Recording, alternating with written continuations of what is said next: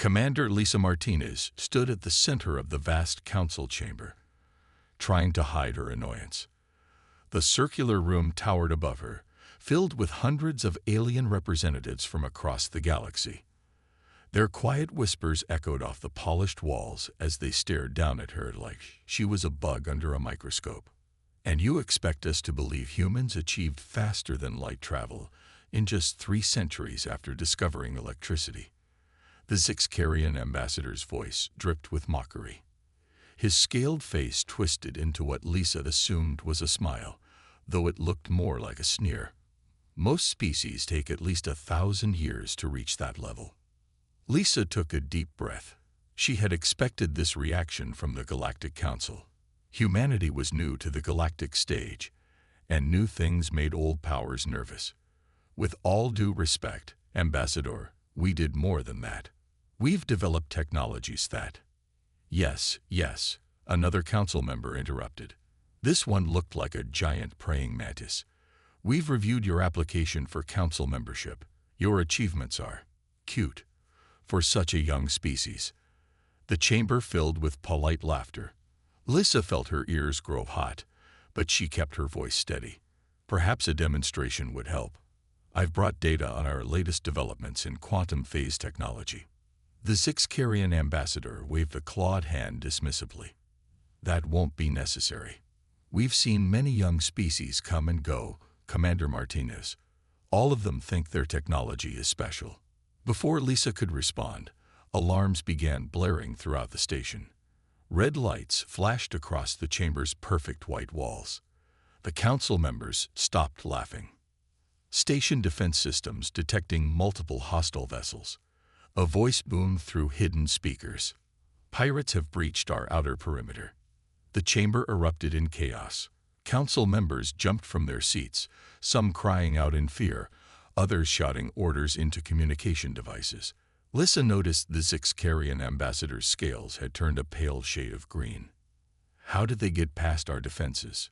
Someone screamed. The station's shields are the most advanced in the galaxy. Lisa tapped her neural implant, connecting instantly to her ship's eye. Atlas, status report. The eye's calm voice filled her mind. 5 pirate vessels. Commander, they're using old Drachnid stealth technology. Crude, but effective against standard detection systems. And our new temporal sensors.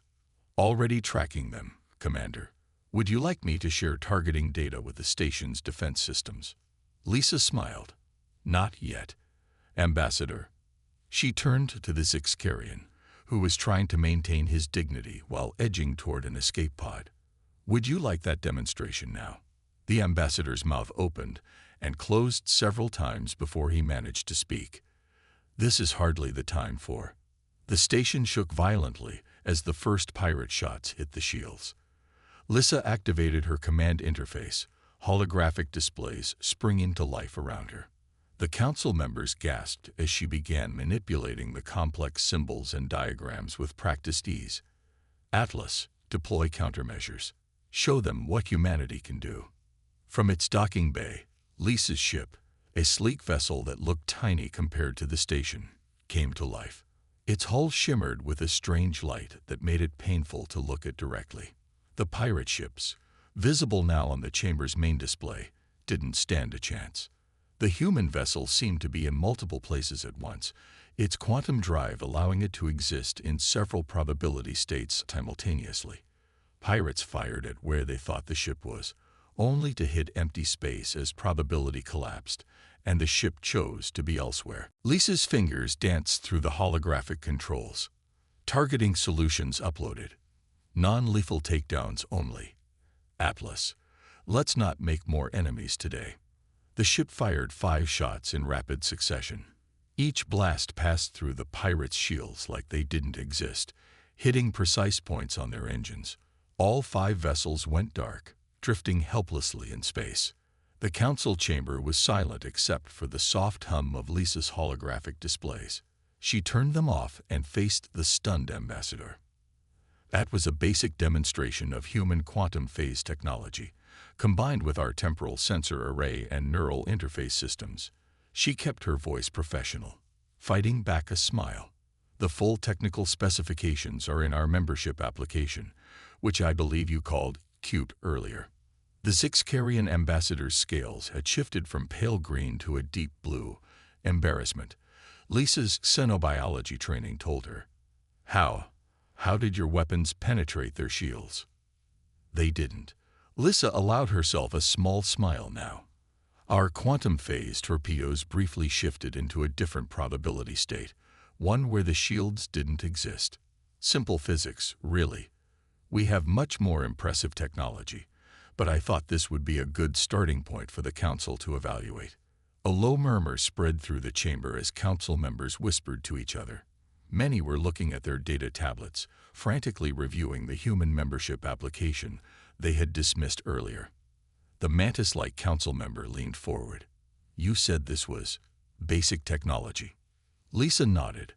What you just saw is mainly based on our early quantum phase experiments. Wait until you see what we can do with our molecular fabrication systems or our latest advances in temporal mechanics. Temporal mechanics.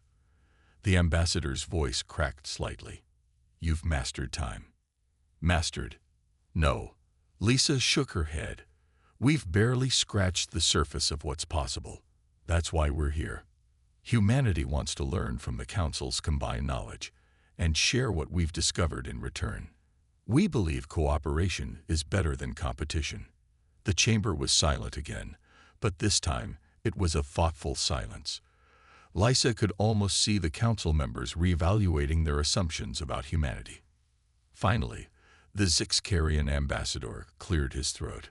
Perhaps we should review your application more thoroughly, Commander Martinez. Would you be willing to provide more demonstrations of human technology? Of course, Ambassador. Lisa's neural implant pinged as Atlas finished securing the pirate vessels. Though I hope future demonstrations won't require actual combat. Humanity prefers to solve problems peacefully when possible.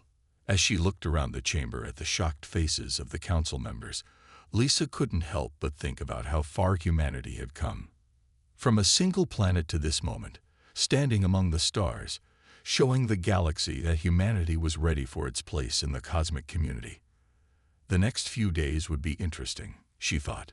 Very interesting indeed. 3 days after the pirate attack, Captain John Russell walked through the gleaming corridors of the EDF Defiant. His footsteps echoed off the polished floors as crew members nodded respectfully when he passed. The ship's newest systems hummed with power, ready for what would come next. Captain to engineering, his neural implant chimed with Chief Engineer Mary Thompson's voice. You might want to see this. John changed direction, heading for the engineering section. Problem with the quantum drive? Not exactly. Mary's voice had that tone she used when she was onto something interesting. More like a breakthrough. The engineering bay doors slid open with a soft whoosh. John found Mary floating near the quantum core, surrounded by holographic displays. Her red hair drifted around her head in the zero-gravity environment she preferred for detailed work. Look at these readings, she said, spinning a diagram toward him. The Drachnids don't think we can maintain quantum phase for more than a few seconds, but I found a way to extend it to almost a minute. John studied the complex equations floating before him. His neural implant helped translate the advanced physics into something he could understand. Will it be stable? Stable enough to prove them wrong. Mary grinned, which is exactly what we need for tomorrow's challenge. The challenge. John's expression turned serious as he thought about it. Yesterday, the Drachnid Empire had formally questioned humanity's capabilities in front of the entire Galactic Council. They demanded proof that human technology was as advanced as Commander Martinez had claimed. Captain Atlas, the ship's AI, spoke through their neural links. The Drachnid war chief is requesting another meeting. He seems agitated.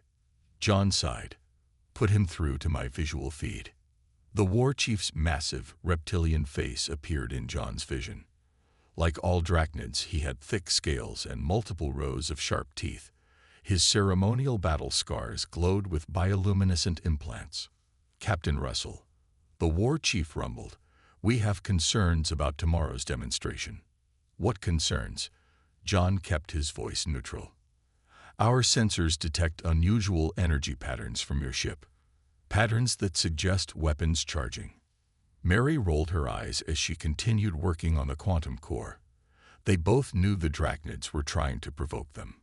Chief Engineer Thompson is calibrating our quantum drive, John explained patiently. The energy readings are completely normal for our technology. The war chief's eyes narrowed. No quantum drive should produce such readings. Perhaps your species is not being truthful about its capabilities. Would you like us to share our calibration data? John offered, knowing the answer. That won't be necessary. The war chief's tone dripped with suspicion. We will see your true capabilities tomorrow, or lack thereof. The communication ended abruptly. Well, that was subtle, Mary said, finally letting herself drop to the floor. They're definitely planning something. John nodded. Atlas, full scan of the test area. I want to know every asteroid, dust cloud, and energy signature within a light year. Scanning, Atlas responded. I'm detecting unusual activity in several nearby systems. The Drachnids appear to be moving ships into position. How many? At least 15 vessels, Captain. All powered down and using basic stealth systems. Mary whistled. 15 ships just to watch a demonstration. They're either really interested in our technology, or they're planning an ambush, John finished. Lieutenant Parker to the bridge. Kevin Parker, their communications specialist, responded immediately. Already here, Captain. You'll want to see this. John and Mary made their way to the bridge. The lieutenant had his station surrounded by communication intercepts and signal analyses. The Drachnids are using an old encryption method, Kevin explained, highlighting several data streams. They think it's unbreakable because it uses their language's unique tonal patterns. But, John prompted, but they didn't count on us having an AI that could process quantum language patterns. Kevin smiled. Atlas cracked it in about 3 seconds. The decoded messages floated in the air before them.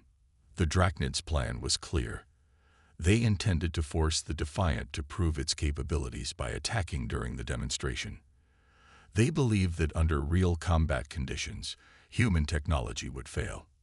Should we warn the Council? Mary asked. John thought for a moment. No, the Drachnids would just deny everything.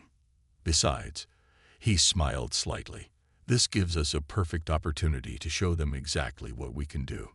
Captain, Atlas interrupted. Security Officer Patricia Grant requests your presence in the armory. They found Patricia surrounded by what looked like floating silver clouds.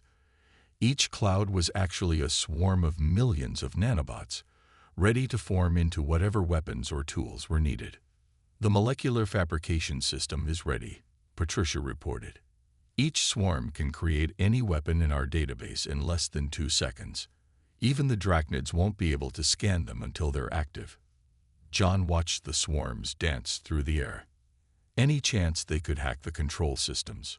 Patricia shook her head. The quantum encryption is unbreakable. Even if they somehow copied the frequency, the commands wouldn't work without a human neural pattern. Good. John turned to address his crew. Tomorrow, the Drachnids think they're going to expose humanity as frauds. Instead, they're going to learn why you don't underestimate Earth. What's the plan, Captain? Kevin asked. We'll give them exactly what they want, a real demonstration of human technology. Mary, how long until the quantum drive modifications are ready? 4 hours, she replied. Maybe 3 if I skip dinner. Make it 5 and eat something, John ordered. I need everyone at their best tomorrow. He turned to Patricia. Have the defense swarms ready but hidden. Kevin, keep monitoring their communications. If they change plans, I want to know immediately. As his crew moved to their tasks, John stared out a nearby viewport at the stars. Somewhere out there, 15 Drachnid ships were waiting to attack. They thought humanity was weak, that their technology was impossible. Tomorrow, they would learn just how wrong they were. Atlas, he said quietly, send a message to Commander Martinez. Tell her tomorrow's demonstration might be more exciting than planned. Message sent, Captain, Atlas replied. Should I begin combat simulations? John smiled. Yes, let's make sure we give the Drachnids a show they'll never forget. The quantum core pulsed with blue light behind him, ready to defy everything the galaxy thought was possible. Tomorrow would change everything, not just for humanity, but for every species that had ever been dismissed as primitive or impossible. And John Russell couldn't wait to get started. Lieutenant Kevin Parker hadn't slept in 20 hours, but he barely noticed. The streams of decoded Drachnid communications floating around his station were too interesting to leave. Each new message revealed another piece of their plan. Atlas, he said, highlighting a particularly strange transmission. What do you make of this signal pattern? The ship's AI took a moment to analyze the data. It appears to be using a different encryption method than the others. Origin point is unusual. Unusual how? The signal is coming from inside the council station. Kevin sat up straighter in his chair. They have agents inside the station. Put me through to the captain. John Russell responded immediately through the neural link. What have you found? Sir, the Drachnids have someone, or something, on the station. They're coordinating with the hidden ships, but using a completely different code. There was a pause. Can you crack it? Already done. Kevin pushed his dark hair back from his forehead. It's actually simpler than their ship codes. They'd probably thought no one would think to look for signals inside the station itself. What are they planning? Kevin pulled up the decoded messages. They've installed some kind of device near the station's shield generators. When we start our demonstration, they'll use it to. A loud alarm suddenly blared through the ship. Red warning lights flashed across Kevin's displays. Multiple unauthorized access attempts detected, Atlas announced. Someone is trying to breach our systems. Mary Thompson's voice cut in. Captain, they're targeting the quantum drive controls. But that's impossible. Our encryption is being attacked through a quantum tunnel, Atlas finished. The device on the station is more sophisticated than we thought. John's voice remained calm. Mary, shut down all external connections. Kevin, find that device. Patricia, get your team ready to move. Security Officer Patricia Grant was already in motion. Her team of 6 security officers gathered in the shuttle bay, checking their adaptive armor, suits that could change their properties in response to different threats. Atlas, Patricia said as she suited up, can you pinpoint the device's location? Negative. The signal is being bounced through multiple relays. However, I can track the power usage patterns. Good enough. Patricia turned to her team. Remember, we're on a council station. No lethal weapons, stun settings only. The team acknowledged the order as they boarded their shuttle. The small craft detached from the Defiant, its stealth systems making it nearly invisible against the backdrop of space. Back on the bridge, John Russell watched the shuttle depart. Mary, status of our systems. Everything's locked down tight, she reported. But Captain, the attack patterns are weird. It's like they know exactly where to look for vulnerabilities. Almost like they had inside information, Kevin added, still scanning through intercepted signals. John frowned. Atlas, full scan of our crew logs. I want to know if anyone has accessed sensitive data in the last month. Scanning, Atlas replied. No unauthorized access detected. However, there is an anomaly in the station's visitor logs from 3 weeks ago. What kind of anomaly? A maintenance crew examined our ship while we were docked. Standard procedure, but one of them spent 12 minutes in an access tunnel near our quantum core housing. Mary cursed. They could have scanned our systems during that time. Not enough to understand how everything works, but enough to know where to attack. The shuttle team's channel crackled. Captain, Patricia's voice was barely above a whisper. We found something. Sending visual feed now. The bridge crew watched through Patricia's helmet camera as she peered around a corner in the station's maintenance tunnels. A small device pulsed with a faint purple light, attached to one of the main power conduits. "That's not Drachnid tech," Mary said, studying the image. "It's too organic-looking. It's Ixcarian," Kevin realized. "The Drachnids are working with someone on the council." John's expression hardened. "Patricia, hold your position. Do not approach the device yet." "Mary, I need options. We could try to block its signal," Mary suggested. "But if it's tied into the station's power grid, tampering with it might trigger a failsafe. And if the Ixcarians are involved," Kevin added, "they'll know the moment we touch it." John was quiet for a moment, thinking. "Atlas, show me the station's shield coverage diagrams." A holographic map appeared, showing the complex layers of energy fields protecting the station. The device's location was marked with a pulsing dot. "Look at that." John pointed to a small gap in the coverage. "The device isn't just trying to hack our ship. It's creating a weak point in the station's defenses." "Right where the Drachnid ships are hiding," Kevin confirmed. "They're planning to disable both us and the station in one move," Mary said. "Then they can rescue everyone from the dangerous human technology." John smiled slightly. "Which means we can use their own plan against them." Patricia, new orders. Don't disable the device. Instead, the next few hours were a blur of activity. Patricia's team carefully modified the power flows around the Ixcarian device while staying undetected. Mary reconfigured the quantum drive to handle an entirely new kind of operation. Kevin monitored the Drachnid communications, making sure they hadn't caught on to what was happening. As the time for the demonstration approached, John gathered his crew on the bridge. "Everyone understand their roles?" he asked. They nodded. The plan was risky, but if it worked. "Captain," Atlas interrupted. "Commander Martinez is hailing us." Lisa's face appeared on the main screen. "Captain Russell, the Council is ready for your demonstration. The Drachnid war chief seems eager to begin." "I bet he does," John muttered. Then, louder, "We're ready, Commander. Though I should warn you, this demonstration might not go exactly as planned." Lisa raised an eyebrow. "Oh, let's just say we're going to show the Council something they've never seen before." He glanced at his crew, each of them prepared for what was coming, and maybe teach them all a lesson about underestimating humanity. "Understood." Lisa smiled knowingly.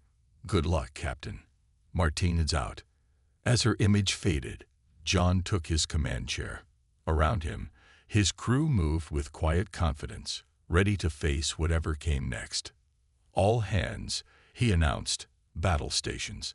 Let's show the galaxy what happens when they try to outthink human ingenuity." The Defiant's engines hummed to life as they prepared to move into position. Somewhere out there, 15 Drachnid ships waited to spring their trap. They thought they had planned for every possibility. They were wrong. The test area near the Arcturus sector was beautiful, filled with swirling purple and blue gas clouds. The EDF Defiant moved slowly through space, its hull gleaming in the light of distant stars. Inside the ship, Captain John Russell watched as the final preparations were made. "Drachnid ships still in position?" he asked. Kevin checked his displays. "Yes, sir. All 15 vessels are hiding behind the gas clouds. They think we can't see them." "And the device on the station?" "Still active," Patricia reported from her position on the station. "The Ixcarians haven't noticed our modifications." John nodded. "Mary, how's our surprise coming along?" The chief engineer's voice was cheerful. "Ready whenever you are, Captain. They won't know what hit them." On the main screen, the Drachnid war chief's massive ship appeared. It was 5 times larger than the Defiant, covered in weapons and heavy armor. "Human vessel," the war chief's voice boomed through the communication system. "Begin your demonstration." John smiled. "Of course. We'll start with a simple display of our quantum drive technology." The Defiant's engines pulsed with blue light. The ship moved forward, then seemed to blur. Suddenly, there were 3 Defiants visible. "Impossible." The war chief growled. "That's humanity's secret," John replied calmly. "We don't accept impossible. We just haven't figured it out yet." In the council chamber, Lisa Martinez addressed the stunned aliens. "As you can see, we didn't exaggerate our capabilities. In fact, we understated them." The device. The war chief suddenly remembered. "Activated now." Kevin's voice was smug. "You mean the Zixcarian device that was supposed to hack our systems? We found it hours ago. And improved it," Patricia added. "Thank you for letting us study your technology. It was educational." The Drachnid ships tried to retreat, but the defiant swarms had already surrounded them. Not threatening, just containing. "War Chief," John said, "you should know that we recorded everything. Your hidden ships, your attempted sabotage, and your alliance with certain council members." He paused. "Would you like to surrender now, or should we continue the demonstration?" For a long moment, there was silence. Then the war chief's ship powered down its weapons. The other Drachnid vessels quickly followed suit. "The council will hear of this treachery," the Zixcarian ambassador shouted from the station. "Yes," Lisa agreed, "they will. They'll hear how you conspired to attack a peaceful demonstration, how you planted devices on the council station itself, and how humanity responded not with violence, but by simply showing you how outmatched you were." Mary's voice came over the channel. "Captain, should I power down the quantum drive? These temporal duplicates are starting to give me a headache." "Leave one copy," John replied, "just to remind everyone what we can do." The extra versions of the Defiant vanished, leaving only the original ship and one temporal duplicate. The silver swarms reformed into a single cloud, dancing around the ship like a shield made of starlight. "Council members," Lisa announced, "this concludes our demonstration. As you can see, humanity's technology is not only real but far more advanced than we initially revealed. We chose not to show our full capabilities because we believed in peaceful cooperation." John watched as the Drachnid ships were escorted away by Council security vessels. The war chief's final transmission was cut off mid-roar. "Captain," Atlas reported, "Commander Martinez is asking if you'd like to join her in the council chamber. It seems they're ready to discuss humanity's membership status. Tell her I'll be there soon." John turned to his crew. "Good work, everyone. Especially you, Mary. That temporal duplication was perfect." The engineer grinned. "Want to know the best part? That wasn't even close to what the quantum drive can really do. I was holding back." Kevin laughed. "Did you see their faces when the swarms deployed? I don't think anyone's ever seen nanobots move like that." Speaking of which, Patricia's voice came through. "My team has finished securing the station. The Zixcarian ambassador is being taken into custody. Turns out he had quite a collection of illegal technology in his quarters." John stood from his command chair. "Atlas, maintain temporal duplication for another hour. Let's give the council something to think about while they review our membership application." As he headed for the shuttle bay, John thought about everything that had happened. The Drachnids and their allies had tried to prove humanity was weak, primitive, and unworthy of joining the galactic community. Instead, they had proven something else entirely. Never underestimate humans, because humans don't just dream of impossible things. They make them possible. The Grand Council chamber looked different now. Where there had once been dismissive stares and mocking smiles, now there was respect, and more than a little fear. Ambassador Catherine Wells stood at the center of the room, her gray suit crisp and professional as she addressed the assembled aliens. "Distinguished council members," she began, "the events of yesterday have made several things clear. First, that humanity's technology is far more advanced than many believed. Second, that certain members of this council," she glanced at the empty Drachnid, "and Zixcarian seas, were willing to risk lives to maintain their perceived superiority." The mantis-like council member, who had laughed at Lisa Martinez days ago, now leaned forward respectfully.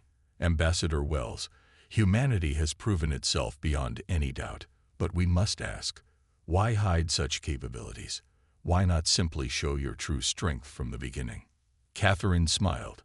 Because strength isn't everything. Humanity learned that lesson long ago on our home world. Technology without wisdom leads to destruction. Power without restraint leads to chaos. Commander Lisa Martinez stood nearby, along with Captain John Russell and his crew. The Defiant was visible through the chamber's massive windows, its quantum duplicate still shimmering in space beside it. The Council has reviewed your original membership application, another alien announced.